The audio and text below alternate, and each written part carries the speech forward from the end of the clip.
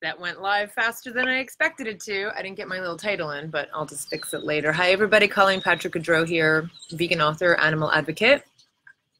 Welcome to our live Q&A here on Facebook. I normally do these on Wednesdays, but I have a board meeting tomorrow night for the East Bay Animal Pack, which you can go and check out and support. Of course, the entire mission of the East Bay Animal Pack is to support animal-friendly candidates here in the East Bay and to oppose animal unfriendly candidates. So we had our first endorsements in the last election and we'll continue to do so. So East Bay Animal Pack. Number two is what? You know that we have Vietnam and Thailand and another France trip announced for 2019. Our Rwanda trip, actually our Rwanda trip is sold out, both trips, June and July. However, there is I think there are 2 spaces opened up because we had a couple cancellations. So if you're interested in joining me in Rwanda and seeing gorillas and chimpanzees and golden monkeys and just have, oh gosh, and we're also doing a safari there too. So elephants and hippos and rhinos and having a phenomenal time in one of the most beautiful countries I've been to, then check out cpgvegantrips.com. Number 3, share this video right now. People might have questions. They might want to join. They may want to watch. And so you can share this right now while we're live. So you can just hit share. Share. Uh-oh, Angela. Those are fighting words, Angela. Angela just said, I might have the cutest cats in the States, but she has the cutest cats in Canada. Those are fighting words. I don't know. Okay, I'll take the States, fine. What else? Number 4, am I on number 4? You know, Vietnam is one of the places we're going to again. We were in Vietnam last year. No, we were in Vietnam this year. I can't keep track of where we've been.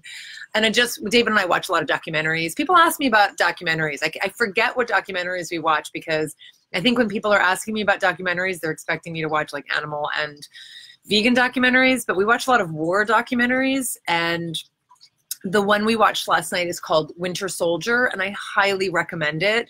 If you know anything about the Vietnam War, you'll be interested in it. If you've watched Ken Burns' Vietnam War, you'll be interested in it. It took place in 1971. It was made in 1971. And it is basically a documentary of interviews with men, all men, who were in Vietnam.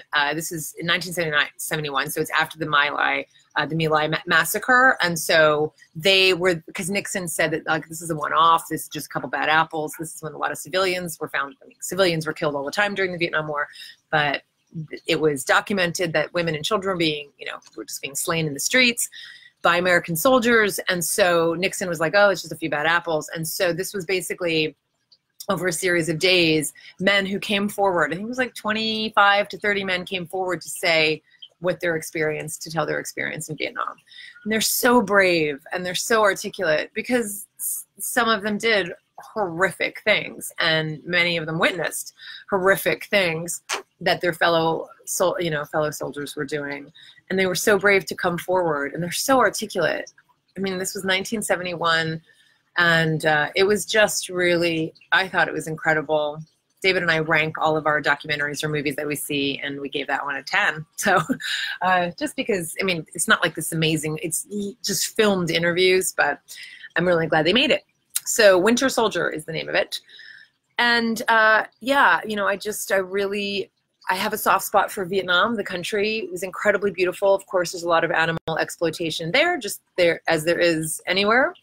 And so because there are people doing amazing work for animals. And so we went to a number of animal sanctuaries and shelters, and we went to 3. We went to see an area in the forest where red-tailed langurs are being protected by some pretty amazing grassroots activists. We went to the Animals Asia Bear Sanctuary, the Moon Bear Sanctuary. There's sun bears there as well. And we went to Jack's Cat Cafe where cats are being rescued, and it was pretty awesome. So anyway, those are my announcements, and maybe anything there that's interesting to you that you want to talk about or ask me questions about. Whatever. Michael says, had to deal with my barking dog real quick. Could you repeat the name of that? Yes, it's Winter Soldier. And David, I can't remember where he got it. It might be on Netflix or somewhere. It's possibly PBS. So Winter Soldier. Highly recommended. Michael, did you see the Vietnam War, the Ken Burns special? Angela says, I so wish I had the money to add a second Rwanda trip. I know it's, you know, these are expensive trips. They're worth every penny. I can tell you that for sure.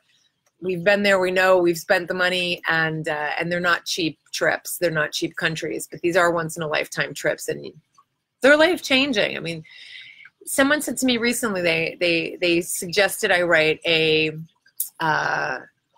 memoir.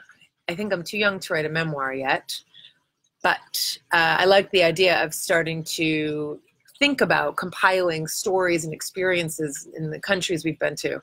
We haven't traveled to half the places high travelers have traveled to, but everything we do, everywhere we go, there's always something to learn, something to bring to it, something to experience, something to bring back, whether it's related to the culture or the people, the food or the animals or the scenery, the nature. So there's a lot to talk about, and Rwanda is definitely one of those places that just, you come back changed. And Vietnam was like that for me too. I didn't feel that way in Thailand, even though it's a beautiful country. And that's one of our trips in 2019. But I do feel that way about Vietnam. MJ says, hi, thank you for the recent memes, all about compassion for everyone, and I love the way you word them. Thanks, MJ. MJ is referring to, you know, compassion is always top of mind for me. It is the foundation of my work. And because I'm so deep into content right now between the sessions for the Compassion and Action Conference, that's the other thing I was going to mention. If you haven't joined us yet for the Compassion and Action Conference, you know, it's going to be really, I think it's going to be really valuable. And one of the sessions that I'm doing is called Unconditional Compassion. And so I'm really thinking a lot about this all the time. And then because I'm writing my book, The Joyful Vegan's Guide to Life in a Non-Vegan World, I'm writing the chapter right now on evangelism. And the flip side of evangelism is fundamentalism. And we see that in the vegan community, among vegans. And we see it in the people who call themselves plant-based and who don't want to have anything to do with sugar or oil or, I don't know, whatever they deem evil. We see it in the vegan community with people who don't want anybody else to use the word vegan because they think that's their word. And it's so funny. David and I were talking about this the other night, and I'm still working these thoughts out. But I really wonder how similar this is to the dairy industry claiming that they own the word milk, and how vegans are appalled by that.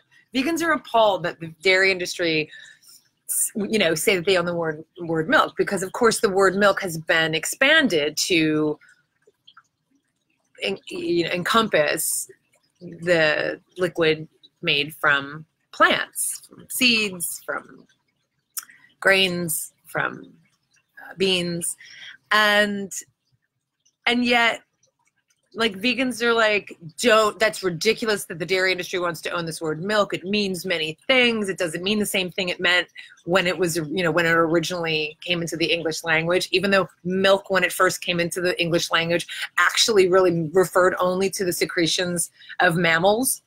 Like, milk only ever meant the secretions of mammals. Unlike meat, where I've talked about the etymology of the word meat, which actually did mean all solid food. So we say it today in coconut meat and you know, the meat of a nut. And even though the meat industry is also trying to own that word, milk really did mean like the secretions from mammals, mammalian secretions.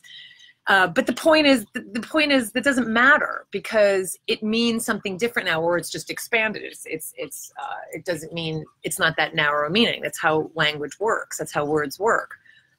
But vegans who want to own the word vegan don't seem to apply that to their own philosophy and to their own lives and to their own way of thinking. They want the word vegan to mean only one thing. And they actually, I think what's interesting is that there's a notion that the word vegan meant only this one thing when it was first coined. And let me tell you something. Once you coin a word, it is not yours anymore. Once a word is in the language, the whole point is that it's owned by the people who use it. And so I don't even think the media is changing because people are calling themselves vegan and they're not, you know, animal activists. It's just it's just all encompassing. When Donald Watson and his cohorts in the Vegan Society back in 1944 decided to come up with a new word, they did it not because they were bothered by the people who were doing it only for health reasons and for diet. They didn't care. Like, if people weren't eating animals, that's a good thing. Even though it's called a philosophy of living, you know, to like, well, yeah. The point is they were trying to differentiate from the word vegetarian that had come to include the or it had come to mean you're consuming eggs and dairy, but not animal meat. So they weren't reacting against this idea that there were health vegans and non-health, you know, and animal activist vegans. They were actually reacting against a word called vegetarian because it came to mean that you eat dairy and eggs, when originally vegetarian, the word vegetarian meant that you didn't eat meat, dairy, or eggs. So they were just trying to find a word to clarify, like that, you know, that it meant that you're not eating any animal products. So the idea that people today say, like, you can't call yourself vegan if you're doing it for health reasons, that is so ridiculous, because they see something positive in the word vegan for now, until it's completely ruined by people who are making it seem like it's about some ideological purity. But they see something positive because they know that people know what it means when you say I'm vegan. It means that I don't eat animal products. Yeah, okay. To you, it also means that I mean, it does mean obviously not, you know, contributing to violence against animals in other ways as well. But people will get there. People will get there not being bludgeoned over the head with spikes that say you have to do it this way or you can't be in this club. I don't want to be in a club that is so exclusive. As Vegan Strategist says, you know, I don't want to be in the smallest club in the world. Like, I don't really want to be in a club anyway. I'm not even doing this to be in a club. I don't even care. I didn't become vegan because I want to be part of a club. I didn't become vegan because I wanted to wear a badge. I didn't become vegan because I wanted to reach some goal. I became vegan just because I didn't want to hurt anybody. And anybody who also just decides to not hurt anybody by not eating them are our allies. The idea that we are making enemies of people who are already not eating animals is ludicrous. And that's what the post meant yesterday when I said, if we can't, was it this morning? If we can't find compassion and tolerance for those who agree with us, I mean, forget even agreeing with us 90%. They don't even have to agree with us. They're not eating animals. They're not eating animals. That's a win. Now go pay attention to the people who are still eating animals and kindly move them in another direction. Someone posted on my page just before when I put out, you know, we have to, you know, we can speak up for animals without talking down to people. And you know, someone I know, she follows me and I know her name. And she says, well, some people need talking down to. No, nobody ever needs talking down to. Nobody ever needs talking to, ever. I know how bad it is for animals. I hate it every single day. That's why I do my work and I step back. I do my work, but yelling and screaming and I think what's happening is there's such a desperation to stop it. It's because it's so atrocious and it's so awful, and we all want to stop this violence against animals. It is on such a grand scale. It's institutionalized. It is, it's horrific, right? We want to stop it, and we think that if we're not screaming every second, that we're letting the animals down. I understand where it's coming from, but do you want to be right or do you want to be effective? You might be right. It's outrageous, and so you might be outraged, but your moral outrage isn't going to move the needle alone. You can still be outraged, but if you use it in a way that's effective, then there's work. Then there's going to be it's going to be effective. But if it's just to express moral outrage, that's just not effective, and it's boring, it's obnoxious, and people turn that off. They just do. You have to understand basic human psychology to understand that people don't react that way. So when someone says, people need to be talked down to, can you imagine someone coming to you and saying, you need to be talked down to? I'm just gonna going to talk down to you because you need to hear it this way. Are you kidding me? Are you kidding me? No one would respond to that. No one would go, yeah. Let me just get a cup of tea and let me sit back and hear about how horrible I am. No, like nobody's going to do that. So I think what she meant is things are so bad we need to get it out into the public. Totally agree with that. That's why I do my work. That's why I just drove to San Francisco this morning and, you know, battled traffic back to record a 2-minute radio editorial at KQED Studios to express my views that we need to do what's right in this world to live as, you know, gently as possible. I get it. Like, I know. That's why I do this work. But doing, I would, first of all, I'd never get airtime if I said, hi, I'm going to go talk down to the audience. Can I have some airtime? Like, no, nobody wants to. Nobody, they would turn that radio off. I don't know if it's wiggling because I'm hitting the table, Michael. Is everybody else okay? Michael, I think it's you. Sorry. Is it everybody else okay? Emma, take a deep breath. And I wish you could come to the conference. I am going to be selling the sessions. I'm paying to have a videographer there to record and film the sessions because I think a lot of this is really necessary and really helpful. So we're going to be talking about what it means to have unconditional compassion, how we obviously, you know, live in this world where we feel challenged every day, where feel, you know, things are bad. But you know, one of the things I say in the blog post I wrote, and I really encourage you to go down below and take a look and link over to my website. It's a blog post I wrote that's basically based on the podcast episode that's on that same page. And, you know, one of the things I say is that it's true that things are bad, but that's not what's only true. Do you know what I mean? Like, it is true, but it's not all that's true. Is it pixelated? Uh-oh. I want to make sure everybody can see me okay. I might change my... Emma, I don't want to hear it. We have someone coming from France. It's okay. Is everybody okay? Let me know if you can see me. Give me a thumbs up or tell me if it's pixelated. If it is, I can go inside or change the connection or go on my phone. It means I would have to disconnect probably, but let me know. Give me a thumbs up. Tell me. I'll wait. I'll take a sip of tea.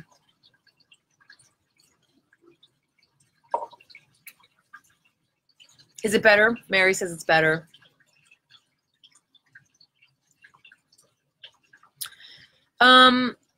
Bobby says that disruptive veganism has its use in some scenarios, such as bullfighting. You have to give me more details, Bobby. I'm not really sure which scenario you're talking about. You have to give me more details because I can't comment on something that I'm not clear about. Everybody's good? Michiko, come over here and be cute and show everybody how cute you are. She sees a squirrel in a tree and she's very interested. Anyway, I'm done ranting and you didn't even ask me a question. Or did you? No, MJ said she appreciated the memes. Michiko, there's nobody there for you. Good, Nikki, thank you. And where are you guys located, by the way? Where is everybody? I know we have a couple people here, obviously, who are coming to the conference. Very excited to see Michael and Michelle again. And thanks, everybody, for your thumbs up. Mary here is joining us at Rwanda 1. Hi, Mary. Mary was with us in Thailand. And who else do we have here? Anyway, any other questions? Bridget says, my dad is a Marine and a Vietnam veteran. This is Bridget, the one with the dog named Colleen, by the way. Oh, hi, Bridget. Does your dad watch any Vietnam documentaries? Is it hard for him? Is it, yeah, I mean, I can't even imagine what it would have been like living through that time, being there, dealing with all of the conflicting, literally cognitive dissonance. Yeah, it's just such an amazing time. Patricia says Those vegans should concentrate on opening new restaurants, offering some tasty food to entice others to stop the eating animals. Show them by example of how they're surviving without animals. Anger only begets anger. Well, they can do, you know, here's part of my philosophy is that if they're doing other kinds of activism besides what you just said, Patricia, that's fine. Just don't spend all your time criticizing other people for doing different kind of activism, because they would say that kind of activism is mamsy-pamsy, that, you know, people who are doing food activism aren't real vegans. I mean, I talk about this a lot in the upcoming conference, and I'm talking about it in my new book about this concept of real vegans, which seems to be kind of this new way to discredit people. It happens in other communities as well, but it's heightened, this idea of you're not real, because it immediately just you know, discredits someone, right, by taking away their legitimacy. So the point is, you know, if they're not doing that, but they're doing other kinds of effective advocacy, that's not screaming in people's faces, like, that's all I'm saying. That's fine too. Like, you know, everybody's going to respond to different types of activism. That I get. I'm not saying that everybody should do one type. I don't think everybody should do one type. There's room for all different types. The point is, you know, that's where we also get hung up. We're like, but I'm doing it this way and it's right, and you're doing it that way and you're wrong. There is no right or wrong except for being beep, okay? Except for being beep jerks, but a much. Someone asked me on an Instagram question, because we can post, you know, on Instagram. I'm really loving Instagram. On the stories, you can now encourage people to ask questions, and then they show up individually based on who asked it, and then you can, you know, answer the questions in each individual story. And someone asked if I swear, which is so funny, because you would never hear me swear. I swear like a trucker. Is that offensive to truckers? Truckers, come on, you know you swear. I swear like a sailor. I don't know. Is that sailors? Any sailors here? I sail. I don't sail. I swear. I really swear. But I don't swear publicly because it's not polite. Really do. You have no idea. It's so funny. I showed it to my husband. He was like rolling on the floor. Katie says, totally random question. Do you have any favorite fiction books or authors that are vegan or vegan friendly? Books that I read tend to have references to animal cruelty or a lot of references to non-vegan food. It always takes me out of the story. Well, sure. Gosh. Yeah. I mean, I don't tend to pick my books according to something like that. I mean, I have read books. Like, I don't like Hemingway. I'm not going to read Hemingway. He was such a machismo, arrogant, you know, hunter, ridiculous. Like, I'm not going to, like, there's certain authors I know are not my taste. So I don't read someone like him. But, hi, did you want to see everybody? Come here, these boobies. You know, they can't see you. Okay. But I'd have to really think, and I'm sure I mean, I know there are. I know Christopher Locke, he is a fellow animal advocate. He's been writing books specifically as a vegan from an animal advocacy perspective. And his second book just came out. So look up Christopher Locke, L-O-C-K-E, for if you want like vegan fiction. I've read most of the first one. I haven't read it all, so I can't speak to it a ton. I actually like reading books from all different times and from all different places and from all different types of authors, because I think it just broadens our experience. Because it's not just about, I mean, sometimes it is about not wanting to be, you know, all of a sudden struck by someone, you know, doing something to hurt animals. Like, I get that. But sometimes if we just narrow our experience to everything that is that we agree with, I think we really miss the opportunity to understand how other people who don't think like we do think. And when we do that, we just have a much broader, richer understanding of the world and of how people tick and what makes them tick. And it also makes us better at you know, when I say arguing, I mean it in the classic sense. Michiko, Michi, come here. Come here. Where are the treats? I can't find the treats. Oh, here they are. Do you understand what I mean? So it makes us better able to formulate our own opinions, especially as they are counter to other people's opinions. But we don't get to do that if we only read. I mean, it's kind of what's happening now is that our experience, like, you know, like with news, with what's online, with the people we follow and people who follow us, if we just only surround ourselves with people who agree with us, then we're never gonna really understand people who don't agree with us. Anyway, that's my little rant about that. But so some of my favorite books are classics. I'm actually, you're not gonna like this, because I mean, I actually read books that are pretty intense, and there's some animal violence in them, but not all of them. I mean, obviously. Cormac McCarthy is one of my favorite contemporary authors. The Road and Blood Meridian and the Border trilogy. He's pretty intense. He's pretty dark. So it sounds like you're not looking for that. I also love William Styron. I love The Confessions of Nat Turner. I love Sophie's Choice. Those are some other favorites. Another favorite is also very dark, but it's amazing. And I actually quote a little bit of this book in one of the opening chapters, in the opening of one of my chapters in the new book. It's a book called Blindness. Has anybody read it? It's by, what is his name? I'm blanking on his name. Blanking. Oh, I could see it in my head. Blindness. It was made into a movie, but I haven't seen the movie. I don't want to see the movie. It's amazing. Anyway, so those are some books, but you didn't ask me for dark books, and I just gave you dark books. Sorry. Bridget says, I would like to get him the documentary you recommended for him. Yes, he watched that stuff. He sees it. He definitely suffers from PTSD. Yeah, so did he watch the Vietnam War? Like Ken Burns' whole, you know, I don't know where he stands on all of it now, but just seeing these men talk about their experiences. I mean, he might have had different experiences. You know, he might watch that and say, no, that's not what it was like for me. You know, what's so powerful about this documentary is that there, you know, you can't deny when 30 people show up and say the same thing, that it was pretty, you know, standard operating procedure as they talk about it. Mary says, I'm not a subject matter expert on everything that other vegans expect me to be. I have kinder discussions with non-vegans during my everyday outreach than I do from vegans online. Yeah, I believe that, Mary. I believe that. I really, really do.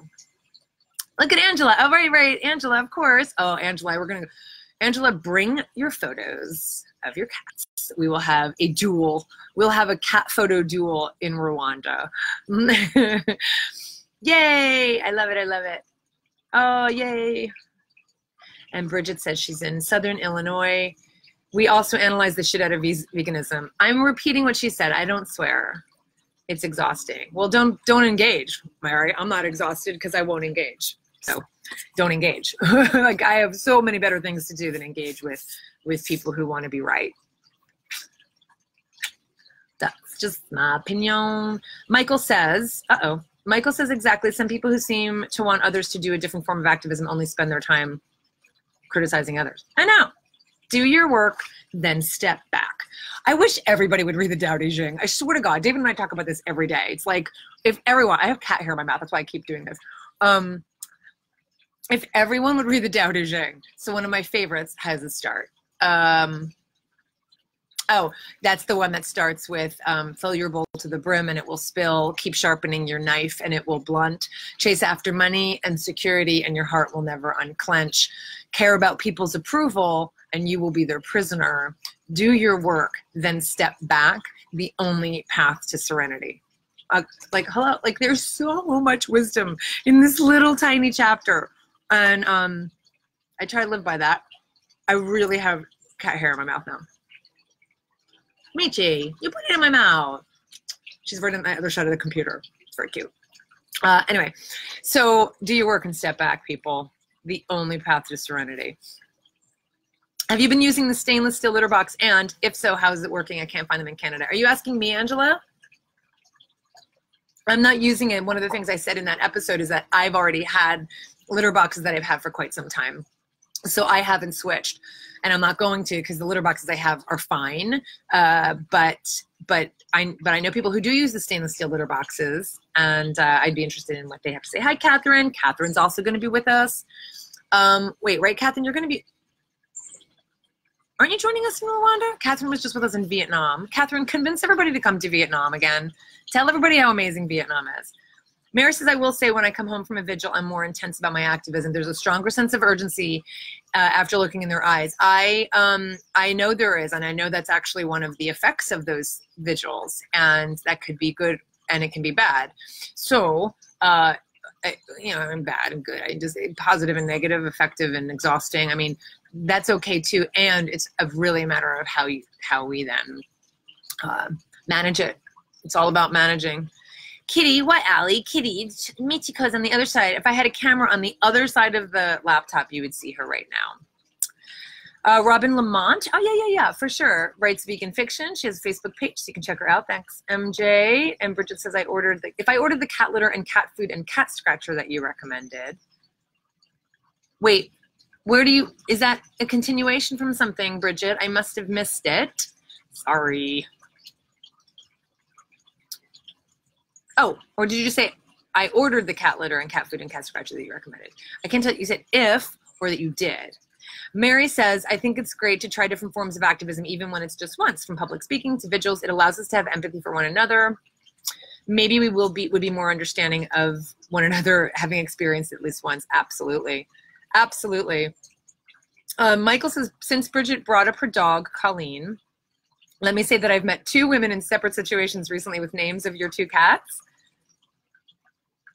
The names of 2 of your cats. Oh, right. One is Schuster, and you'll know her. The other I met at AR 2018, and her name was Michiko. Hers was named Michiko. It makes me wonder when I'll meet Simon. And Charlie. It's Charlie too. Aw, Julie. Thank you. I just made an angry emoji on my own post by accident. Oh, it's okay. The Tao Te Ching, Emma, the Tao Te Ching was written almost 2,000 years ago. It is, I mean, really the only way I can describe this book is that it is the best manual for living that you will ever find. It was written in 500 BC by Lao Tzu, is who's believed to have written it, but no one knows anything about the author. And there's 88 chapters, but each chapter is as long as the one that you just heard me read.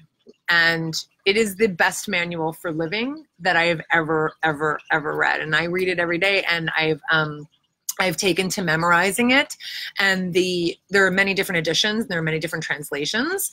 And my favorite is by Stephen Mitchell, who is, he's amazing. He has translated some of the greatest works in literature, and his ability to really grasp and distill the meaning of Lao Tzu's words while also making them beautiful and poetic, I think that was really his intention, is uncanny. And it is, I throw the book across the room because it's so amazing. Like, I'll read it and I'll be like, I can't. It's just so full of wisdom. So that's where my wisdom comes from. That's where my teachings come from. And it's like with any teachings, is that it's not, for me, and this is how I've described my work, is that I don't think, like, it's not coming from the outside in. It's actually like reflecting everything that I already believe, but it's like, right, exactly. Yep. Yes. That's what I already believe. And it then just kind of holds it and puts it into a form. So anyway, it's amazing. That's what the Tao Te Ching is. CHING. But it's spelled in lots of different ways because it's an ancient Chinese language. So, but Tao Te Ching, and Stephen is who I recommend, and you can get a copy anywhere books are sold. Katie asked if I have done a podcast on zoos or aquariums. No, it's been on my list forever. It's funny, I'm trying to like a couple comments, and some of them are saying that they're deleted. Michael says, I know that feeling to Mary. I recently heard Andy Tabar refer to it as a state of emergency. There's the zoos and aquariums question. Got it. Good, Bridget. That's awesome. You bought the food and the litter and what else was it? Was the litter box? Is that what you said? That's awesome. Can I show you this? Can I just show you this? This is my little companion all the time. All the time. Oh, she's just a baby. Wait, you can't. No, don't step on it. You're going to close it. Okay, hold on. Not fun anymore. Not fun anymore. All right. Even though it means I get more fur in my mouth, can you just sit with me?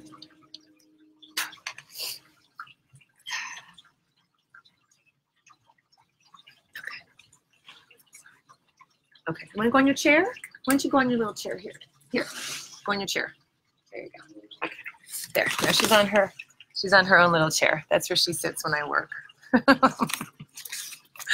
Okay. All right. Sorry. I know I get very distracted with my cats. It's very difficult not to. I'm so sorry. Let me see where your questions are. She's so cute. I just can't. It's so painful. Catherine says, yes, Rwanda won. I thought so. I just can't. There's so many trips. And Catherine said, Vietnam was fantastic. Vietnam 2018. So join us. I'm not going to be there, but it's going to be the same trip. And it's amazing. I will be in Rwanda twice, well, like for 5 weeks, and I'll be in France again. But Vietnam and Thailand, such amazing places. It's so sad what misconceptions people have about Vietnam. I went to the post office the other day, and one of the staff there, I've known her for years, and she's so amazing, and I love her to bits and pieces. And she said, I haven't seen you. Where have you been? I haven't seen you in forever. And I said, you know, I was just in Vietnam. And she says, oh my God, I saw a documentary about landmines. And I said, I'm never going to Vietnam. I'm like, no, you don't. Like, no, there's not a risk of you walking on landmines, like just walking around Vietnam. Like, no, you know, like they're in a very particular place and it's not good. And it was a documentary about this amazing man. I've seen it. I know who she's talking about. This amazing guy who knows how to disarm these landmines. Like he's lost a leg. I mean, he's a freaking saint. But it's not like that. It's not like that. It is an incredibly beautiful country with beautiful people and strong people who I admire immensely. Michael says, Charlie, I can't remember his name. It's okay. Charlie with an IE. Thanks, says Bridget, for the cat videos you put out. As you talked about before, the vegan cat issue is my biggest conflict within the vegan community. I've been told I'm not vegan and we should really just euthanize all the cats. Yeah. Right. Emma says, thank you. I don't know for which book, but awesome. Bridget says, what supplements do you take every day? Can you provide the links to the ones you take if you do? Do you follow Dr. Gregor's? I love Dr. Gregor. I've known Michael for 18 years. Love Michael. Dr. Gregor. And yeah, I'll often pop over. He said the Color Me Vegan is his favorite cookbook. And he loves it. He is awesome. Yeah, I mean, I don't follow anything religiously. I don't, you know, but I do think his information is spot on and amazing. So the supplements I take are Diva, D-E-V-A, and I haven't switched yet to any non-plastic containers because I haven't needed to yet. I still have multivitamins. I pretty much just take a multivitamin every day as well as the B12, but there's a B12 already in it. And then I also take an additional DHA. Diva also has a DHA. I don't know. Sometimes the DHA is really tricky though. I have to get the tablets or the veggie capsules because the liquid is so stinky. I have to be honest. Like there was a time, like the other day I was taking out one of the multivitamin little bottles and it was next to one of the liquids and just touching it, the smell was on my hands and I had to pet Charlie at the same time. I didn't realize it. And his head smelled like that awful algae for like days. It was disgusting. So yeah, so DHA multivitamin with B12. I know, she's ridiculous. I know, Michelle, yeah, like, They don't even deserve a response if someone says like cats should be euthanized because you're not vegan. Let me just give you a little tip here. Bridget, you're vegan, even if you have cats who are not. Just wanted to put that in there. May the weight of my words be as weighty. May my words have as much weight as the naysayers because we give way too much credence. Not that you are, but you're vegan. Okay, done. Well, we're done with that now. May we never visit that again. I recently attended, says Ashley, hi Ashley, a screening of the documentary Dominion. It was extremely graphic, showing the reality of factory farming. The experience has left me feeling very angry. I'm wondering if you've had a similar experience, and if so, how do you keep a positive outlook? Thank you so much, Ashley, for that question. It is the $1 million question. And first of all, I've heard about this documentary. I haven't seen it yet, so I can't speak to it. Absolutely, this stuff makes me angry. It is okay to be angry. It's okay to be angry because what's happening is absolutely horrific. And we can move through the anger and channel it to make a difference. So feel it, cry, go through it, right? That's all really important, and use it. If we stop at anger, we are not going to stay happy, and happiness is a part of our experience that we should have. That's what we all seek. We're not going to be at peace. We're not going to be effective, and it makes us miserable, and it's not sustainable. Now, some people do stay in anger, and they're not very mentally healthy or emotionally healthy, and I would say even physically healthy. So we have to understand, we have to learn how to channel that anger. So one of the things I talk about is the etymology of the word anger comes from the same root that the word anguish comes from. They both share the same root. They both mean sorrow. Because anger is really just the kind of very surface reaction to the horrors that are happening. But really what's underneath it is sadness and sorrow. So that's what we need to tap into. And that's what we can use to be voices for animals. And I talk a lot about what we need to do that. I mean, it's everything from surrounding yourself with other people who are effective and driven and committed, but not angry, who feel the sadness, who feel the weight, but who don't dwell on it, and who don't let it dominate their thinking and their way of being in this world. That's really important, is to be surrounded by community, because if we just feed each other's anger, then it's never going to change, right? So I surround myself with other advocates. My whole circle, my inner circle, are the most powerful, effective advocates I know. And just in this, like, the most beautiful human beings I know in this world. Like, that's my inner circle, and my husband, and like my friends, and my non-vegan friends are also awesome people. I surround myself with positive people. I also don't dwell on it. So what you've seen, and I talk about this in the 10 stages of what happens when we stop eating animals. The first stage, not that I don't know where you are. I mean, and I've talked about these stages not being linear. You don't have to be a new vegan to go through these stages. But the first stage is the voracious consumption of information.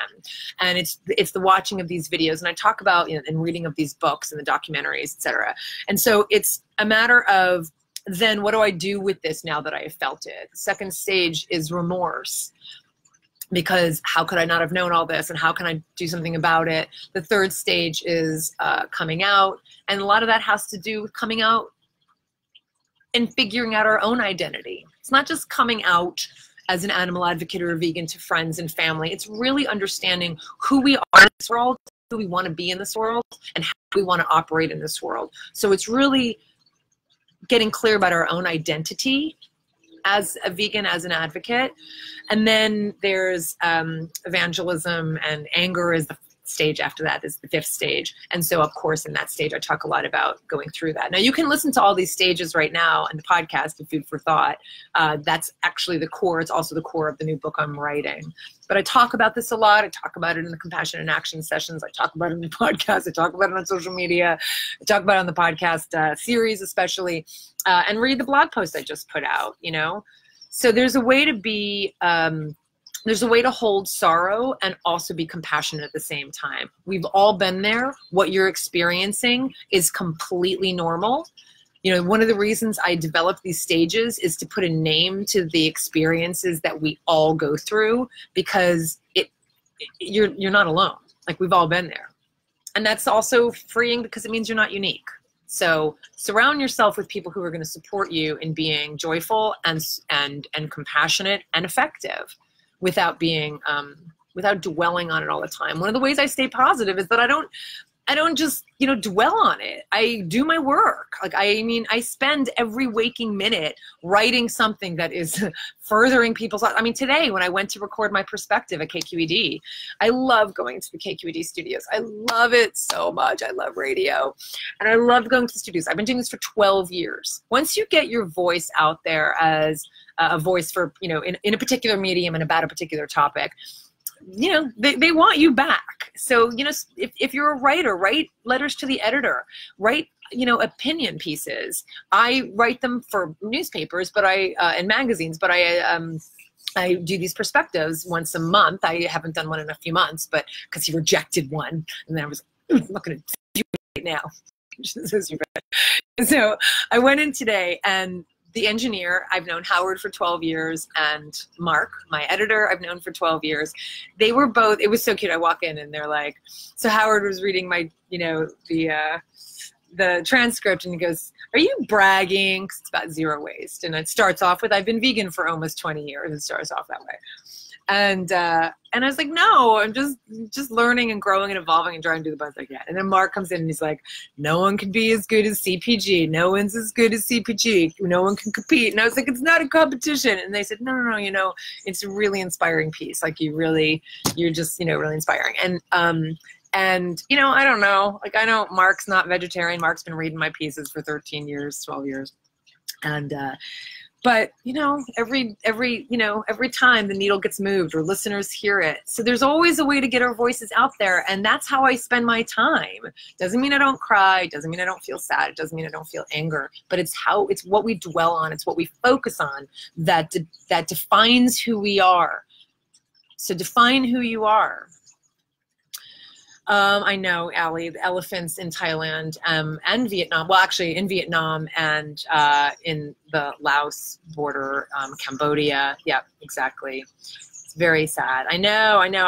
Cambodia is on our list as well. We're planning on doing a trip in southern Vietnam and Cambodia as one of our trips. I know you would spend a lot of time there. Bridget says, I consider you my role model. Stop it. Stop it. Stop it. Hello. And let's see, I'll read a couple more and then I'll let you all go. I would love to put on a vegan movie night to show either Okja, Conspiracy or Dominion. Do you have a suggestion on how to invite friends and family to where they might be open to coming over to watch these films? And just invite them. There's some movies I think you'd really like to see. They're really powerful. They're really informative. They're really watchable. It would mean so much to me if you would come over and see them. I will make you dinner and feed you lots of goodies and treats or whiskey and wine or whatever the hell they're going to be interested in. Would you come over? That's how you get people to come over. Just invite them. Just invite them. And if they say no, you invited them. Do your work and step back, right? And just keep doing it. Just keep doing what you're doing. Just keep being a voice. You know, I'm known as this person in my world and on my street, in my neighborhood, at KQED. Like I have, you know, basically carved out that identity. That's who I am, and that's how people identify me. And it means that we can have conversations. And we can disagree about things, but one of the things I loved about this documentary last night, there's this one scene where, you know, there's this black guy who is really upset, talking to some other veterans, and they're, you know, the white that he's talking to. And he's just really impassioned and feels really strongly that racism is at the core of the Vietnam War and all of the atrocities that they're describing. And he's just really passionate. He's awesome. And the guy, you know, the white guy talking, he gets a little defensive, mostly because, you know, just like it's just heated. And the white guy gets heated, and the other guy grabs him and he's like, it's all good, man. It's all good. We're just rapping here. You can disagree. And then at one point he goes, I paused and I said to David, is he taking like nonviolent communication? Because at one point he goes, y'all, you can disagree with me. Don't worry about how I'm going to react. He goes, don't worry about how I'm going to react. He goes, you just say what you need to say. And if I don't agree, I'll let you know. I'll take it or leave it. But you just say what you have to say and don't worry about my reaction. I was like, wow, if everybody could communicate that way, can you imagine communicating today with, you know, with someone of the opposing party or someone of the opposing, you know, ideology, just being like, no, no, no, you can say what you want. It's not going to rattle me. I'm pretty secure in what I have and what I feel. And if I agree with you, I'll tell you. And if I don't, I'll tell you and I'll just let it go. It was amazing. It was really amazing. Bridget says, do you follow or recommend any of the more well-known vegan activists on YouTube other than yourself? I'm not a big YouTube person, but I will recommend following Tobias Lehnert. He's a vegan strategist. I don't remember if it's .com or .org, but vegan strategist. Of course, Melanie Joy and I are aligned in a lot of things, not all things, but we're very well aligned. You know, I think she's fantastic and she's a good friend. But Tobias is really writing a lot about also just kind of his thoughts about the movement. Other advocates, who else do I pay attention to and watch? Oh God, you're putting me on the spot. I'm really following right now a lot of zero waste people. And I really just, when I sit down to have lunch, I look for like a Steven Pinker interview or Stephen Fry or like thinkers of the day or, you know, I don't really watch a lot of vegans. I watch a lot of non-vegans. I read, you know, I'll read whatever. So I just think it's really important to broaden our perspectives. Hello, Kirsten from Seattle. I love Okja, says Ali. Michelle says, I talk about your 10 stages constantly and encourage new vegans and folks who've been vegan a while to listen to. Thank you, Michelle. I think you're going to love the book. Like, I'm obviously elaborating on the 10 stages in the book with a lot more detail and nuance that I can't and didn't do, or couldn't and didn't do in the podcast. Hello, Jonathan. There's so many types of activism and ways to be vocal. He's replying to something from a while ago. Ashley says, thank you so much for this. Relieving to know that I'm not alone. I will check out the podcast. You are not alone. Not even close. Not even close. Shampoo. I just ordered it. It's awesome, Katie. And I just want to tell you that I just got back from Rainbow Grocery, because I did go to Rainbow Grocery while I was in San Francisco because I needed to get some laundry detergent. And I have quite a haul. I might do a quick thing on Instagram just because you're probably sick of me now and I'm going to go. But I have friends coming over at 7:30. We've been watching Sharp Objects. Have you seen that on HBO? It's okay. It's with Amy Adams. My friend Melissa, who lives across the street, and Donna, who lives down the street. Melissa and I started watching, well, she and I watched Game of Thrones together, just at least the last season. And so when that was over, we were like, we have to keep doing this once a week. We'll get together to watch a movie or a TV show. So we watched The Night Of, which if you haven't seen is amazing. It's so good. And then we watched something that was lame. I don't even remember the name of it. And then we watched something else that was lame that we stopped watching. So then we started Sharp Objects, and it's okay. But they're coming over at 7:30. So I don't have a lot of time to do a video. But Rainbow Grocery is zero waste heaven. You have no idea. Like, name it, and they have it in bulk. Everything. So I had to go because I needed laundry detergent and shampoo for David. David doesn't need expensive shampoo. He just needs cheap shampoo. So he gets the shampoo I get in bulk from Rainbow. But I needed like vanilla. Okay, I had a zero waste fail. I got vanilla extract, and I had a bigger bottle than you would normally get vanilla in. Like, normally it's like that big. I don't even want to tell you how much I spent on it. I'm just going to have it for a long time. So yeah, just when you're doing bulk, you have to make sure. But otherwise, it's really inexpensive. But, you know, if you come to get some vanilla extract with a bottle that's that big, it's expensive. Brees says, I'm trying to start activism for horses and sparking debate of whether horseback riding or using horses in general can be ethical. My position is that it's not. Would you agree there's a need for that? Any tips for growing it? If you're saying that your activism will specifically be against horseback riding, you know, if that's what really speaks to you, Brees, I mean, who am I or anybody else to say that that's not the issue to tackle? If that's what is meaningful for you, then do it. Just make sure you have. I mean, I think there are other issues related to horses that where there's a measurable win, because I think that's a little bit of what we want to be as effective advocates. I'll be talking about this at the Compassion in Action Conference as well, is we want to be able to have some measurable wins. we need to know what our, what success looks like. And, having horseback riding be your cause, what does success look like is what I would ask you. Because if success looks like, well, no one would ride horses, that's a tall order. But if you look at something like what horses are dealing with here in the United States, I don't know where you are, but of course, all of the issues around the Bureau of Land Management and the horses being rounded up because at the behest of ranchers who don't want wild horses competing with the grazing land for their livestock, for their cattle. There are people who are already working on those issues, that issue, who have a lot of experience and a lot of weight, a lot of pull, and a lot of success, and they have a measurable goal, like stopping the government from doing this, and etc. So that's one thought about that. Same with horse, carriages. That's a measurable win. You can work to stop horse carriages in your city or in cities. So you understand what I mean? If horses are your animal, like that's who you really want to fight for, then I would just choose your issue with a little bit of thought around what does success look like. Does that help? Does that make sense? Tina says, what do you do for skincare? Finding products not in plastic or refillable is difficult.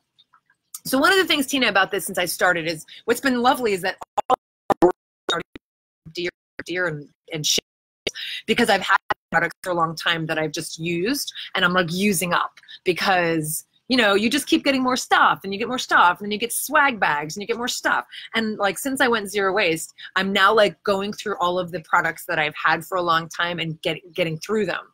So I haven't bought any skincare products. And before I did, it used to be, who did I use? God, I mean, I would use like Aveda. I'm gonna be really honest. I don't have like a really intense beauty routine. I really don't love spending time doing that. I wash my face with water. Like I really don't even use products. So that's kind of easy for me. But Plain Products did just send me one of their new facial washes and facial moisturizers, because I do use moisturizer on my face. So right now, I would say for me, Plain Products is probably going to be my go-to facial moisturizer, facial face moisturizer. And there's probably some other zero waste ones out there as well. At Rainbow, there is a whole section of like lotions, and I don't know how many of them are vegan and cruelty free. I have to look, but they do have a whole section, and I'll just have to check on what who the companies are. But Plain Products, who I've been recommending for shampoo and conditioner, also have a body wash. They also have a facial wash, and they have a face cream moisturizer. Thanks, Katie. I'm glad that makes sense. Yes, Emma, I agree. Hello, Leanne. Lots of good friends here who've been with us on many trips. Leanne has been with us to Italy. Leanne has been with us to Vietnam. Leanne has been with us to Thailand, right, Leanne? Wait, no, Thailand. It's all a blur. Thailand, and she's coming with us to Rwanda and her husband. Very excited. One more question, says Katie. What do you say back to people who aren't vegan but say, I'm so proud of you? I'm just not able to say, it's super easy, you can do it too. Maybe I should. What do you say when people say that? I wouldn't say it's super easy. I wouldn't. I don't ever say it's easy. When people ask if it's easy, when they say to me, like, is it hard? Usually they say, is it hard? My answer is, being vegan is effortless, because once you have a paradigm shift and you change your habits, they become habits, and it's effortless, just like any habit is effortless. But transitioning from an old habit to a new habit takes effort. And then I usually just say, and that's why I support people through that transition, because change is hard for people. So I would meet people where they're at. And if they say, I'm so proud of you, I would say, you could be proud of yourself too. You can do it too. I'm happy to help you with any resources if you like any. I'd be happy to, and I also would say, then do it for 30 days. Take the 30-day vegan challenge. I mean, the 30-day vegan challenge is the perfect way to say to people, try it. Like, do it for 30 days. You can do it for 30 days. If you can't do it for 30 days, then there are bigger issues. You can do it for 30 days, right? So I would kind of use humor and meet them where they're at. Does that make sense? I know you weren't saying that like your main thing is to say that it's easy, but I wouldn't say it's easy. to them. Because what happens is if we say it's easy and people don't follow through because of what I think are the challenges, which are you don't replace old habits with new ones, you don't know what new products are, you are hungry, but you take that as nutrient deficiency rather than just hunger, so you don't eat enough and you're tired. Like if you don't have the foundation and you stop, then you feel like a failure if someone told you it was easy. Why can't I do this? Or you think veganism is not for everybody. So I think couching veganism in a very, a very realistic way. Again, being vegan is effortless, but transitioning, yeah. I mean, I would say to them, yeah, I get it. I did it. I know change is hard. We're all creatures of habit.